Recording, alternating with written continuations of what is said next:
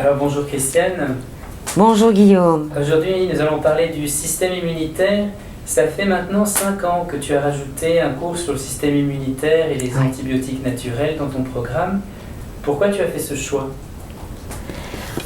En fait, dans ma pratique journalière en tant que naturopathe, j'observe de plus en plus que au niveau de la santé, les gens sont de plus en plus en déséquilibre. Donc je me suis dit, il est urgent de leur donner des outils pour comprendre d'abord ce qui se passe et puis pour voir comment rééquilibrer leurs différents systèmes. Donc en fait, justement, j'ai mis cette journée sur le système immunitaire dans un programme de 5 jours, mais on peut le prendre tout à fait à la carte par la journée, mais 5 thèmes différents et qui sont vraiment les bases pour moi de la santé et d'un bon terrain. Et en définitive, il y a une journée sur le système immunitaire et les antibiotiques naturels. Il y a une journée sur l'intestin et les reins, parce que de plus en plus, il y a des déséquilibres dans notre société à ce niveau-là. Bon, je peux en le détailler, c'est pas le but ici. Il y a une journée sur choisir son eau. Qu'est-ce que c'est une eau vivante? On a déjà fait un film là-dessus. Il y a une journée aussi sur le foie et la vésicule biliaire, organe majeur et qui est de plus en plus perturbé aujourd'hui. Et il y a une journée sur l'équilibre acide-base. Et je me suis dit qu'avec ces journées-là, les gens auront déjà des outils où, dans leur vie, dans leur quotidien, ils pourront comprendre mais qu'est-ce qui déséquilibre leur santé, mais surtout comment la retrouver. Et pourquoi j'ai mis le système immunitaire dans ces 5 jours? Parce que c'est un des systèmes actuellement les plus perturbés depuis la fin du XXe siècle. Et on va voir un peu plus loin dans cette vidéo le comment et le pourquoi. C'est vraiment un problème sociétal actuel. Et il y a eu une explosion fin du XXe siècle des maladies qui ont un lien avec le système immunitaire, soit que le système immunitaire est trop faible, il y a une chute du système immunitaire, et on comprendra un peu plus loin le comment et le pourquoi aussi. Et ça nous donne des maladies infectieuses, des pandémies, un développement de la candidose, de la maladie de Lyme, des parasitoses et des infections diverses. Et puis, on a de plus en plus un emballement du système immunitaire avec ce qu'on appelle les maladies auto-immunes. Et ça devient un réel problème aujourd'hui de maladies. Par exemple, le cancer est une chute d'abord du système immunitaire et la médecine classique c'est très bien ça. C'est une chute de ce qu'on appelle les natural killers, qui sont des éboueurs dans notre système immunitaire, des cellules cancéreuses qu'on fait physiologiquement tous les jours. Donc il n'y a rien de pathologique là-dedans. Le problème, c'est si on n'a plus nos éboueurs. Et ça, c'est une chute immunitaire. Et dans l'emballement immunitaire, mais le tout, c'est d'essayer de comprendre, mais qu'est-ce qui fait qu'aujourd'hui, l'homme se retrouve avec un système immunitaire qui soit est trop faible, soit qui s'emballe. Pour moi, c'est ça le défi. Et là, je n'entends jamais d'interrogation réelle en médecine classique par rapport à cette cause-là. Alors que si on veut en s'en sortir, c'est ça qu'il faut comprendre. C'est qu'est-ce qui provoque la chute du système immunitaire et du coup, comment le soutenir. Il a besoin d'être soutenu, ce système immunitaire. Et là, on peut le faire de façon tout à fait naturelle et aussi de comprendre, mais qu'est-ce qui l'emballe? Et on va voir que souvent, ce qui l'emballe, mais c'est entre autres les survaccinations. Et ça, on en parlera. Qui emballe tout le système immunitaire et le stress et les champs électromagnétiques, etc., etc. Ok. Alors voilà, donc pour moi c'est une urgence aujourd'hui, mais réellement une urgence.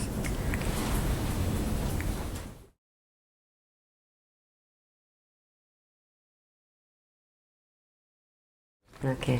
Alors Christiane, qu'est-ce qui fait que notre système immunitaire est si perturbé de nos jours? En fait, c'est un ensemble de facteurs et ils sont tellement nombreux et essentiels. J'ai carrément pris ma feuille pour ne pas en oublier. Le premier des grands facteurs, c'est la perturbation de la flore intestinale. Je pense que la majorité des gens savent aujourd'hui, parce qu'on en parle avec la pub à la télé, sur les probiotiques, etc., c'est qu'en fait, 80% de notre système immunitaire dépend de notre flore intestinale. Or, il y a plein d'éléments qui perturbent cette flore actuellement, et c'est vraiment un problème là, sociétal. Par exemple, c'est l'augmentation de tous les polluants, tous les chimiques détruisent la bonne flore. Et on est entouré de chimiques, que ce soit dans l'air, dans l'eau, dans la nourriture, les médicaments, hein, tous les médocs, mais ils détruisent vraiment la flore intestinale, même la pilule. Ça, il faut le savoir. Ça perturbe, on le verra dans la candidose, ça emballe toute la candidose. Il y a, attendez, je vais regarder parce que je vous dis, hein, il y en a tellement que là, il y a les métaux lourds. Il y a de plus en plus de métaux lourds dans nos sociétés. Aussi dans l'air, dans l'eau, dans la nourriture, on en retrouve. Et ça fait proliférer les médicaments ça fait proliférer les microbes tout en diminuant, en affaiblissant le système immunitaire. Il y a le stress.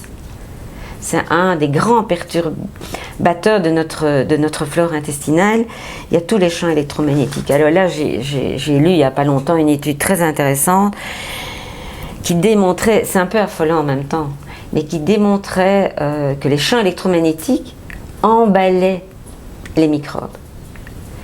Mais je me dis, c'est affolant, parce qu'on est tous porteurs de microbes, là. Donc, si les microbes sont devenus pathogènes en nous, ça veut dire qu'ils vont de plus en plus se multiplier et si on n'a pas de bon système immunitaire, ça va devenir catastrophique. Et là, ils ont fait une étude vraiment dans un local sans champ électromagnétique, vraiment dans des champs de pétri. Et là, on voyait vraiment que dès qu'il y avait une influence des champs électromagnétiques, mais tous les microbes s'emballaient. Imaginez les gens qui ont du candida dans les intestins, mais ça veut dire que sous l'influence des champs électromagnétiques, mais là, il mène la danse, il s'amuse, là. Il a tout ce qu'il faut pour qu'il se développe. Donc les champs électromagnétiques, et en plus, il est prouvé aujourd'hui qu'il diminue aussi la capacité du système immunitaire en plus. Et puis, un des grands problèmes, c'est le sucre. C'est le sucre. Le sucre emballe, il fait chuter le système immunitaire. Il faut savoir qu'il nourrit la cellule cancéreuse. Et là, justement, à ce niveau-là, je vous montrerai tout à l'heure un article qui est sorti dans le Vif Express du mois de mars. Si vous avez encore l'occasion d'aller le lire sur YouTube, allez-y, ou sur Internet. Mais ils disent vraiment à quel point c'est un danger public, et on en parlera un petit peu plus loin. Ça, c'est pour ce qui est de la flore intestinale. L'autre grand problème, c'est qu'avec tous les toxiques dans lesquels on vit actuellement, on a des fois de plus en plus fatigué, épuisé et qui ne peut plus remplir ses rôles parce qu'il en a énormément.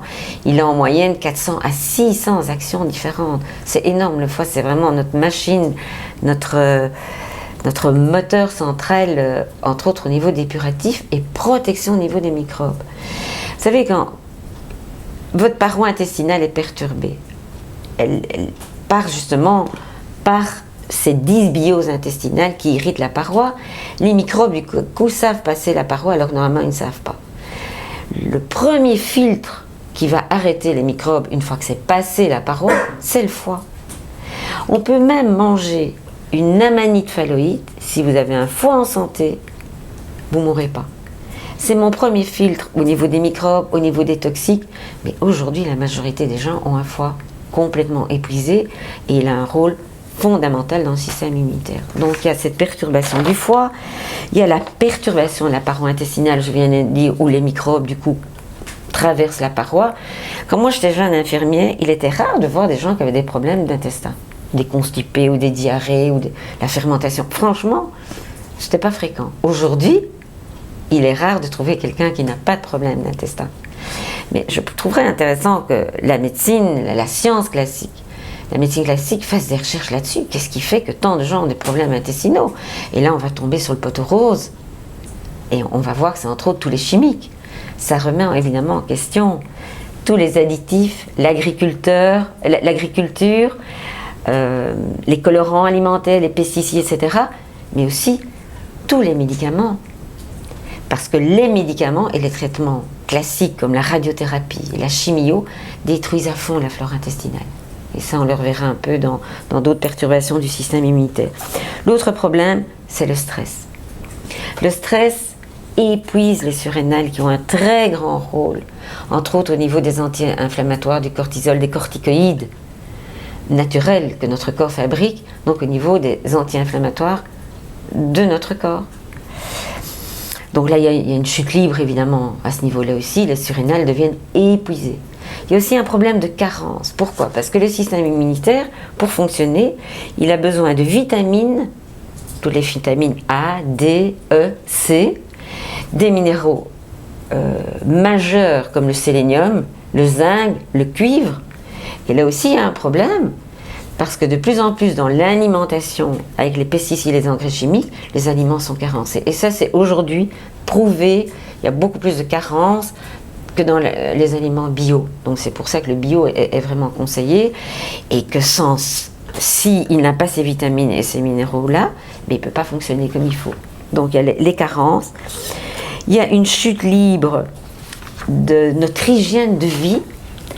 On est de plus en plus sédentaire, on ne bouge plus.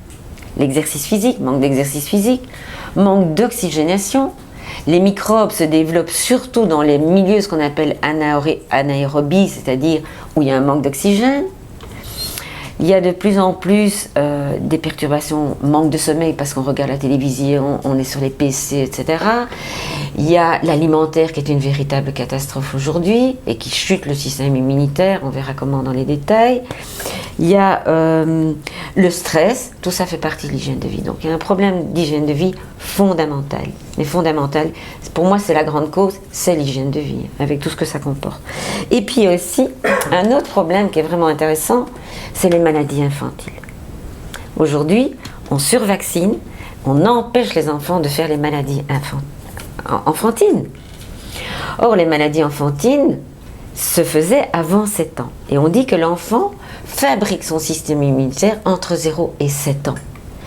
Et là, qu'est-ce qui se passe? C'est qu'en vaccinant contre la rubéole, contre la diphtérie, ok, ça on peut comprendre, mais la coqueluche, contre n'importe quoi, même le tétanos, mais ça c'est pas une maladie infantile. Les maladies enfantines, c'était plus la rougeole, la rubéole, les oreillons. À chaque fois, ça permettait, Steiner explique ça très bien, ça permettait une maturation non seulement du système immunitaire, mais une maturation psychologique de l'enfant. En fait, ça lui permettait de casser le lien fusionnel, entre autres, avec la mère. Donc, et en plus, il a été prouvé que les anticorps que ces maladies enfantines permettaient de fabriquer sont beaucoup plus puissants qu'un anticorps fabriqué artificiellement par les vaccins. Donc rien que par ça, on fragilise toute l'immunité de l'enfant et on ne lui permet pas de maturer son système en l'empêchant de faire lui-même ses maladies enfantines. Donc là, c'est réellement un problème à différents niveaux. Et il dit aussi Steiner, ça nettoie l'hérédité, imaginez, ça élabore le psychisme de l'enfant, et ça mature le système nerveux, le système endocrinien et en bout de ligne le système immunitaire. Et puis il y a un autre grand déséquilibre, c'est l'équilibre acide-base, qui est de plus en plus avec le fast-food et la pollution perturbée. La majorité des gens aujourd'hui sont en acidose. Or les microbes, la majorité de certains microbes, dont la candidose, les parasites, le cancer, ne peuvent se développer que sur un terrain acide. Donc c'est la porte ouverte à toutes les maladies. Et là, il y a urgence de rééquilibrer ça, parce que là, on va de plus en plus... Et il y a un autre problème aussi, c'est que les microbes deviennent de plus en plus résistants face à tous les antibiotiques, chimiques, pas naturels, chimiques. Et là, on est face à un grand dilemme. Donc d'un côté, les microbes deviennent de plus en plus résistants, et de par toute cette chimie et ce déséquilibre que l'on crée, et de l'autre côté, mais le système immunitaire chute. Donc, où va-t-on? C'est la question, où va-t-on?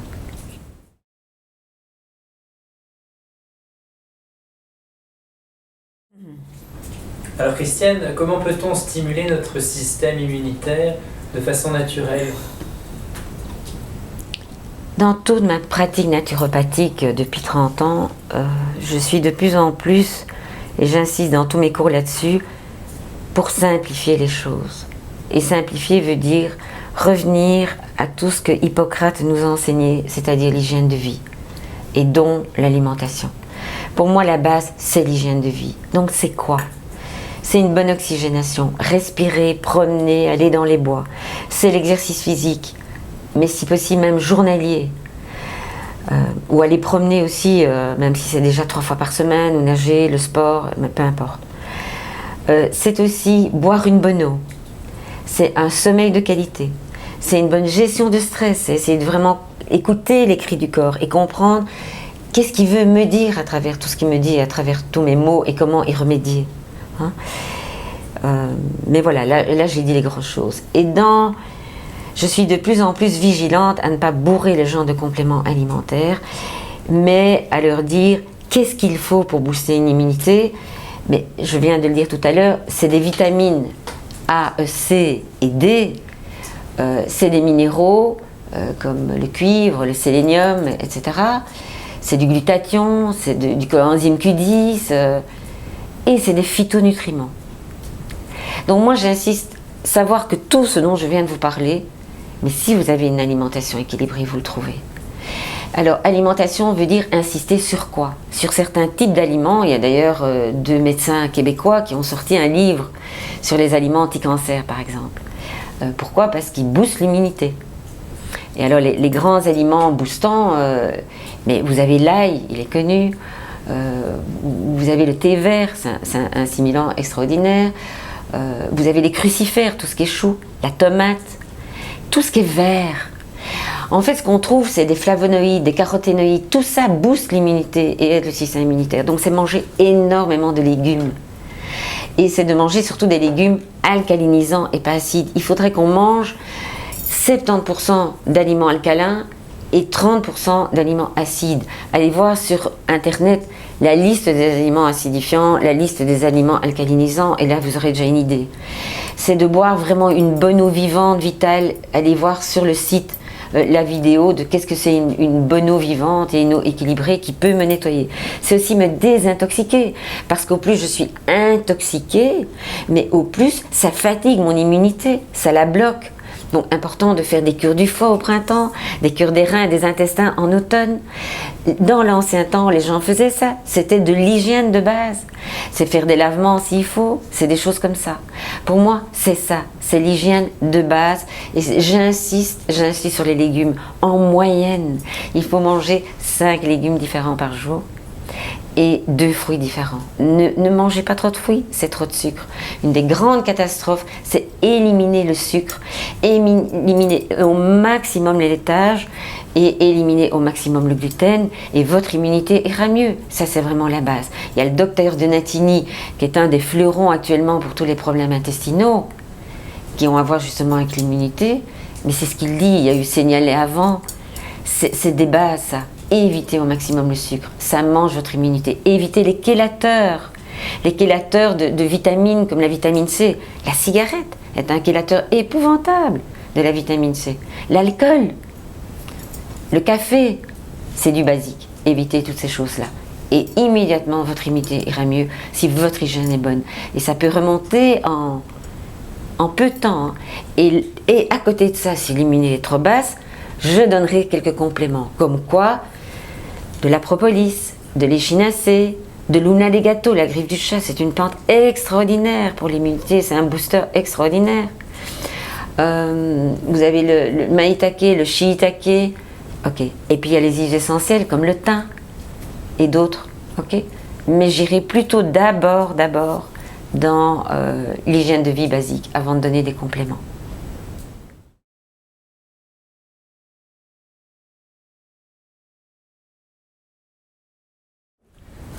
Alors Christiane, pourrais-tu nous donner quelques grands ennemis du système immunitaire?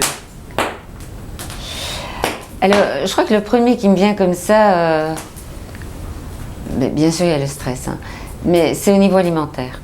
Et je dirais le sucre. Le sucre est un véritable poison.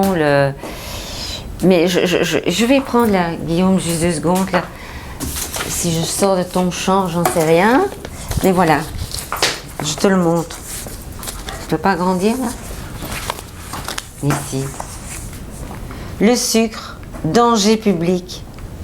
Pourquoi c'est un poison et comment les lobbies industriels nous manipulent? C'est ça la page du Vif Express dont je parlais tout à l'heure. Et vraiment, je le rappelle ici, on est 5 fois plus dépendant du sucre que de la cocaïne. Ça mine notre santé et surtout notre système immunitaire. Alors, si je parle du sucre, je parle évidemment du fast-food. Parce que tout ce qui est raffiné et qu'on mange dans le fast-food, c'est du sucre. Je parle évidemment aussi des laitages, puisque les laitages c'est quoi? C'est du sucre, c'est du lactose. Donc Donatini, il fait la guerre au laitage, il dit diminuez les laitages. Docteur Joyeux, la même chose, il dit prenez ponctuellement un petit chèvre, ok, frais, ou des vieux fromages où il y a peu de lactose dedans, hein, qui ont vieilli, comme du parmesan, vieux, ancien, etc. Et puis bien sûr, il y a aussi les OGM, qui sont une catastrophe. C'est comme des corps étrangers, le corps ne reconnaît pas ces molécules-là. Donc à chaque fois, ça perturbe, le corps va réagir contre ces éléments étrangers. Et alors, il y a bien sûr toute l'hygiène de vie. Hein, comme je l'ai déjà expliqué, c'est l'hygiène de vie. Voilà pour moi, et alors il y a aussi tout l'alcool et la cigarette. Je suis effarée de voir à quel point les jeunes actuellement consomment de l'alcool. Hein. On vend des canettes. Alors dans ces canettes-là, on rajoute de l'alcool, mais il y a aussi du sucre. Alors toutes ces canettes, tout ce qui est canette, c'est une catastrophe. En moyenne, c'est 5 sucres à 7 sucres dans une canette quand vous buvez. Donc à chaque fois, ça booste votre immunité et ça chante votre système. Bon, pour moi, c'est vraiment ça, les grands... et les champs électromagnétiques qui apparaissent de plus en plus. Donc, vous avez du Wi-Fi à la maison, éteignez-le au moins quand vous ne l'employez pas, surtout la nuit, pour que votre corps puisse au moins avoir un espace pour se régénérer, pour être au repos et pas tout le temps excité par tous ces champs. Alors là où ça devient catastrophique, c'est quand on est en ville, qu'en haut, en dessous, les deux voisins ont des Wi-Fi, même si vous n'en avez pas, vous êtes comme dans une chambre de Faraday, là. Enfin, c'est pas une chambre vraiment de Faraday, là, vous êtes une chambre de Wi-Fi à haute dose. C'est vraiment problématique. Voilà. Ça, c'est pour moi les grands... Mais l'alimentaire et le sucre, faites attention, vraiment.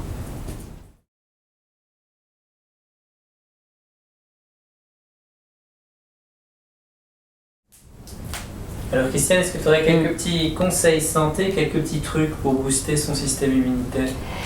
Mais là, évidemment, j'ai déjà parlé de l'hygiène, hein, donc ça, j'ai déjà assez dit par rapport à ça. Pour moi, ça, c'est la clé de toute façon. Mais la nature nous offre plein d'outils pour nous préserver des agressions extérieures et pour renforcer notre terrain.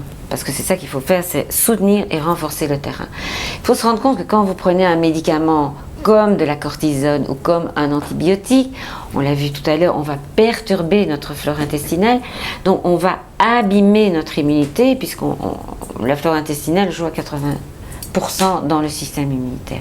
L'avantage de tous ces antibiotiques naturels, c'est que non seulement ils vont avoir une action anti-infectieuse sur les microbes, mais qu'à côté de ça, de par leur composition, je prends l'exemple de l'aloe vera, qui est un très bon anticandidat, par exemple, qui nettoie les intestins, il est hyper riche en enzymes et il booste l'immunité. Mais il est tellement riche et en protéines, en vitamines, en minéraux, en enzymes, qu'il va rééquilibrer notre terrain, il va en même temps nous désintoxiquer, il va revitaliser le corps, il va lutter contre les microbes, par exemple, les candidats. Donc, et ce qui est intéressant dans tous ces antibiotiques naturels, on ne développe aucune résistance par rapport aux produits qu'on utilise, comme un antibiotique. Vous savez très bien qu'aujourd'hui, il y a la résistance des microbes par rapport à tous ces produits qu'on donne. Il n'y a pas que les antibiotiques, il y en a d'autres. Hein. Pour le paludisme, justement les antipaludéens, je ne sais plus comment on les dit là, mais aussi il y a une résistance par rapport à ces produits-là, des moustiques. Il faut le savoir, vous n'êtes plus protégé contre le paludisme maintenant quand vous les prenez, hein, à 100% en tout cas. Donc, qu'est-ce qu'ils vont faire ces produits? Ils vont permettre de ne pas rendre un microbe plus résistant. Pourquoi? Parce qu'on peut se poser la question pourquoi? Parce qu'en fait, c'est une plante, c'est un complexe. Et là, le microbe n'a pas la capacité d'aller travailler contre un complexe. C'est trop compliqué pour lui, il faut attaquer plusieurs éléments de la plante. Tandis qu'un antibiotique, c'est un élément. Donc il est facile de renforcer sa résistance par rapport à un élément. Mais quand il a plein d'autres éléments face à lui dans une seule plante, là il n'y arrive pas. Et là il lâche directement. Ok? Mais moi je trouve vraiment intéressant, je prends par exemple l'exemple du thym. Alors le thym, il renforce l'immunité, on le sait, c'est vraiment un boostant. Il est excellent pour certains types d'infections. Et d'un autre côté, il renforce le foie. Donc c'est ça qui est magique. Et il amène des minéraux et des vitamines et des oligoéléments. Et c'est ça qui est magique quand on travaille avec les antibiotiques naturels. C'est vraiment un cadeau de la nature qui va renforcer tout notre terrain, toute notre santé, alors qu'un antibiotique, vous le savez très bien, quand vous en prenez un, vous vous sentez mal. Vous avez la diarrhée, votre vitalité chute, il y a des effets secondaires, il y a le foie qui est un petit peu là, complètement chiffonné. Et on met parfois 15 jours, 3 semaines à se remettre. Mais ça demande l'énergie à votre corps. Donc si vous êtes dévitalisé, vous n'aurez pas nécessairement l'énergie de vous remettre de votre antibiotique que vous venez de prendre. Et à ce moment-là, je fragilise de plus en plus mon terrain, mon immunité. Et ça, c'est la porte ouverte à d'autres maladies plus graves, comme le cancer, par exemple.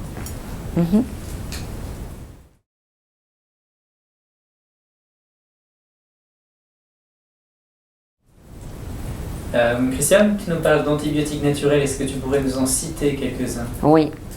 Alors, il y a un majeur dont on parle de plus en plus et qui est connu, mais de longue date. En fait, vous savez, il y a plein d'antibiotiques naturels qui sont connus depuis Hippocrate, mais qu'avec l'apparition des lobbies pharmaceutiques, ils ont été reniés par la médecine. Et je pense que la pression des lobbies et la manipulation des lobbies y fait quelque chose. Le chlorure de magnésium. Allez voir sur Internet, c'est fabuleux. Vous avez par exemple, allez, je parle du tétanos. Tout le monde a très peur du tétanos. Alors, une fois pour toutes, ce sont des statistiques officielles. Sachez qu'il y a autant de cas de tétanos chez les vaccinés que chez les non-vaccinés. Donc, ce n'est pas parce que vous avez le vaccin du tétanos que vous êtes protégé nécessairement du tétanos. Bon, mais je pourrais peut-être prendre quelque chose de plus sûr là et ne pas aller booster et déséquilibrer avec un vaccin. À ce moment-là, mon immunité. Je vous dirai jamais de ne pas vous vacciner. Jamais je vous dirai ça. Faites ce que vous ressentez. Faites vraiment ce que votre conscience vous dit, mais par contre, informez-vous. Ok. Moi, je vis dans la nature, j'ai des animaux, c'est vrai que plus jamais je me fais vacciner contre les tétanos. Mais pourquoi? Parce que je sais, j'ai d'autres outils à côté qui vont me protéger, dont le chlorure de magnésium. Le chlorure de magnésium est un boostant immunitaire absolument extraordinaire qui booste la capacité de ce qu'on appelle la phagocytose. Donc ça augmente la capacité du globule blanc à manger les microbes. Et il y a des études dans le passé qui ont été faites de ça pour les grandes maladies, que ce soit tétanos, poliomyélite, toutes ces diphtéries, etc. Il est vraiment efficace. Donc informez-vous, il y a des petits bouquins tout petits chez Jouvence sur le chlorure de magnésium. Informez-vous, c'est vraiment ça que j'ai envie de vous dire. Un autre antibiotique hyper connu depuis je dirais presque des millénaires, c'est la propolis. La propolis, non seulement, elle régénère aussi. Si vous avez une chimiothérapie, elle amplifie l'efficacité de la chimio. Elle booste l'immunité. Et elle est hyper riche en enzymes, en vitamines, en oligoéléments, etc.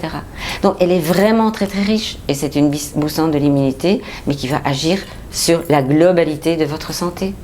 Et vous pouvez le prendre aussi bien en préventif, même le chlorure de magnésium, tous ces antibiotiques naturels. Ce qui est intéressant, c'est qu'avant l'hiver, je peux me dire, tiens, je vais me faire une cure d'antibiotiques naturels. Alors je vous en nomme encore 2-3. Il y a l'échinacée, hein, elle est très connue aussi. Sachez que ça, on ne dépasse jamais 3 semaines. Sinon, l'efficacité s'inverse en fait, elle devient inefficace. Donc 3 semaines, c'est ok. Il y a l'Una des gâteaux, la griffe du chat, je l'adore, très grand boostant immunitaire, elle est dans tout ce qui est arthritisme, et en même temps c'est un anticandidat extraordinaire, ce qu'on ne sait pas en général. Je l'utilise énormément pour booster l'immunité chez les gens qui sont en insuffisance. Il y a le lapacho, qu'on peut même prendre en tisane, en décoction. Vous avez le shiitake, le maïtake, qu'on vend même actuellement maintenant en grande surface comme champignon. On peut le cuisiner. Mais le sureau, on l'a redécouvert avec la grippe H1N1. On l'a retrouvé dans les étals des maisons bio. Extraordinaire comme boostant immunité, en tout cas dans les cas de grippe entre autres. C'est génial et vous pouvez le faire vous-même avec les fruits du sureau. C'est pas avec les fleurs, c'est avec les fruits. On fait du sirop de sureau. Voilà, quelques majeurs là, que je vous donne et que je vous partage. Et essayez-les, vous verrez. Faites des cures. Il y a Immunescence aussi, ça c'est plus les huiles essentielles de chez Pranarome que j'aime beaucoup aussi. Là, avec le Ravinsara, avec le Saro et toutes ces huiles-là. Et c'est intéressant de faire ça si vous êtes fragile. Mais faites-le avant l'hiver. Vous faites ça en prévention. Mais si vous voulez vraiment aussi booster votre immunité, désacidifiez-vous, purifiez-vous et renforcez votre foie aussi avant l'hiver. Vous faites ces plantes-là, hein, ou le chlorure de magnésium. Ça peut aussi être une cure de cuivre or argent. Hein, ou de cuivre simplement, ou de vitamine C. Là on tombe dans les vitamines, pas les plantes. Mais quand j'ai vitamine C, c'est pas 500 mg par jour. Hein. À ce moment-là, allez-y à 1 gramme, à 2 grammes, en plusieurs prises par jour. Et prenez une naturelle, vraiment naturelle. Ok? Et l'extrait de pépins de pamplemousse et l'argent colloïdal là-dedans? J'aime beaucoup aussi. Je le trouve extraordinaire, l'extrait de pépins de pamplemousse. La seule chose pour le pépin de pamplemousse, faites attention, jamais si vous prenez un médicament chimique. Parce qu'en fait, il amplifie l'effet du médicament. Donc là, vous risquez d'avoir des problèmes. Donc jamais. Hein. Et tu m'avais dit quoi l'autre? L'argent colloïdal. L'argent colloïdal. Et ça aussi, il est connu depuis les temps les plus anciens. Il est extraordinaire, je trouve, l'argent colloïdal. L'intérêt, c'est... Colloïdal veut dire que c'est vraiment... Il y a une... au niveau des ppm, de la concentration au niveau de l'argent, c'est minime. C'est 5, 10, 15 ppm, c'est vraiment minime. Et c'est une forme hautement assimilable par nos cellules.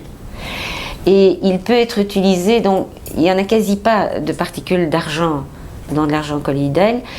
Donc c'est comme de l'eau, avec de l'argent en suspension, mais hyper dilué. Donc c'est génial pour les bébés, ils peuvent en prendre, il n'y a aucune contre-indication. Il n'y a jamais rien qui s'est trouvé au niveau des études qu'on a pu faire, pas d'effet secondaire. Sauf si vous prenez du mauvais argent colloïdal, ou des sels d'argent. On parle de spagyrie, non pas de spagyrie, de argyrie, hein, sur les sites internet. Mais en général, c'est jamais avec de l'argent colloïdal. Ils font ça pour casser cette thérapie que les lobbies n'ont pas envie parce que ça coûte pas grand-chose et c'est hyper efficace. Et l'intérêt aussi, c'est comme c'est de l'eau, mais je peux en mettre dans les yeux, dans le nez, dans les oreilles, dans le vagin, et chez les bébés et chez la femme enceinte. Donc ça, c'est génial parce que souvent on se dit qu'il faut quand même faire attention aux plantes que vous allez utiliser si vous allaitez, ou chez un bébé, ou chez la femme enceinte. On reste quand même prudent à ce niveau-là. Par contre, l'argent colloïdal, il n'y a aucun problème. Moi, j'ai eu une histoire extraordinaire avec l'argent colloïdal. C'était une femme qui avait une kératite virale. C'est très embêtant, ça fait très mal à l'œil. La médecine ne sait quasi rien faire, elle ne peut pas aider. Et c'est une fille dans mes cours qui me dit: est-ce que tu as rien? J'ai eu de l'argent colloïdal. Et voilà, elle achète de l'argent colloïdal et la maman en met. Et j'oublie à qui je l'ai donné. Et c'est quelques mois après, j'ai la fille qui revient dans un de mes cours qui me dit: tu sais, ma maman, la kératite. Je suis contente, je ne savais plus qui c'était. Dis-moi comment ça a été. Christiane, attends. En 15 jours, elle n'avait plus rien. Ça faisait des mois qu'elle en souffrait, mais ce que je ne t'ai pas dit, c'est que mon père est ophtalmologue. J'ai dit: oui. Et alors? Mais il avait envoyé chez 5 grands spécialistes, chez les gens qui considéraient vraiment comme à la pointe en ophtalmologie, et ils n'avaient rien pu faire pour l'aider. Et là, il a vu qu'il se passait quelque chose là chez sa femme, il voyait bien les yeux et tout, il a dit: mais il se passe quoi là? Il dit: mais j'ai pris un produit que notre fille m'a donné, c'est l'argent colloïdal. Il me dit: c'est quoi encore? Mais oui, elle ne veut pas t'en parler parce que tu n'es pas ouvert à tout ça, etc. Et il lui téléphone, il dit: je veux savoir ce que c'est. Et sa fille lui dit: mais écoute, voilà, je n'ai pas tellement envie de t'en parler, t'as qu'à aller voir sur internet, il y a plein d'infos là-dessus, plein d'études, et tu regardes. Et il a été voir. Il a trouvé ça vraiment intéressant. Il a juste dit: mais je prends l'information, et comme ça je le sais le jour où j'en aurai besoin. C'était une chouette histoire. Et ça, c'était l'œil, parce que c'est difficile. Qu'est-ce que je peux faire face à ça? Argent colloïdal, donc cadeau, vraiment cadeau. Et on le redécouvre aujourd'hui. On le redécouvre. Il faut juste que vous fassiez attention à la qualité de l'argent que vous achetez. Et pour clôturer ce thème du système immunitaire, j'ai juste envie de vous dire, s'il vous plaît, faites attention. Dans les temps qui courent, les microbes deviennent de plus en plus résistants, notre immunité est face de plus en plus à des nouveaux virus, à des nouvelles maladies. Donc le milieu extérieur est de plus en plus quelque part, si je puis dire, agressif par rapport à ça. Donc plus que jamais, il est urgent. Et la grande clé c'est l'hygiène de vie. Et c'est vraiment à ça que je vous invite, c'est à respecter vos corps, à rentrer, à apprendre les règles d'une bonne hygiène de vie, et très vite votre immunité va remonter. Et surtout, riez et soyez dans la joie. C'est un des meilleurs remèdes, c'est éprouvé par des études. Là, tu me parlais d'études de 2 Japonais, Guillaume. Ça a été éprouvé il y a une dizaine d'années aux États-Unis par un grand malade aussi qui s'est boosté en clinique. Il regardait des films rigolos et il riait, il s'amusait. Et en fait, alors qu'il était face à une maladie quand même à la limite irrécupérable, il a complètement remonté la pente. Il était en pleine santé. Alors, joie et plaisir à tout le monde.